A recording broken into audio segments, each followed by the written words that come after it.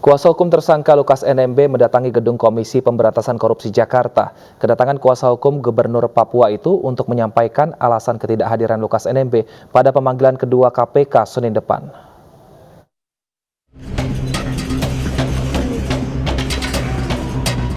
Kuasa hukum Gubernur Papua Lukas NMB, Stefanus Roy Rening yang tiba di gedung KPK Jakarta pada Jumat siang merespon pemanggilan kedua kliennya 26 September mendatang. Kuasa hukum beralasan Lukas NMB tidak memenuhi panggilan penyidik KPK dengan alasan sakit. Pihaknya menyampaikan ke KPK dengan membawa sejumlah dokumen dari rumah sakit. Kami sebagai pengacara tidak punya kompetensi kewenangan untuk menjelaskan secara medis, tapi ini harus disampaikan dulu kepada pimpinan KPK, nanti Pak Mote akan menjelaskan setelah kami keluar. Begitu kira-kira, terima kasih teman-teman. Sementara itu, Menko Polhukam Mahfud MD kembali membantah penetapan tersangka bagi Lukas NMB bernuansa politik. Mahfud menjelaskan, ada dugaan dana otonomi khusus yang menguap sangat besar sehingga rakyat Papua belum sejahtera.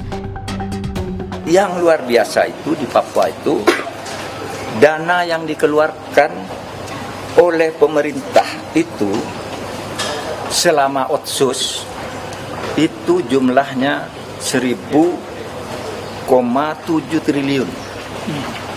1.000,7 triliun tidak jadi apa-apa. Rakyatnya tetap miskin. Marah kita ini. Negara menurunkan uang, rakyatnya miskin kayak gitu. Rakyatnya miskin. 1.007 triliun itu sejak tahun 2001 ada undang-undang Otsus. Sejak zaman Pak Lukas NMB itu 500 triliun lebih. Tidak jadi apa-apa juga. Rakyatnya tetap miskin. Pejabatnya foya-foya. Sebelumnya PPATK menyatakan Lukas NMB tidak hanya diduga menerima gratifikasi 1 miliar rupiah, aliran uang Lukas NMB juga berupa jam tangan senilai 550 juta rupiah, jumlah rekening yang diblokir 71 miliar rupiah.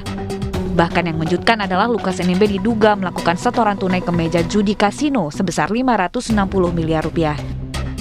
Hingga saat ini Gubernur Papua Lukas NMB masih bertahan di rumah pribadi yang dijaga pendukungnya setelah ditetapkan menjadi tersangka korupsi oleh KPK.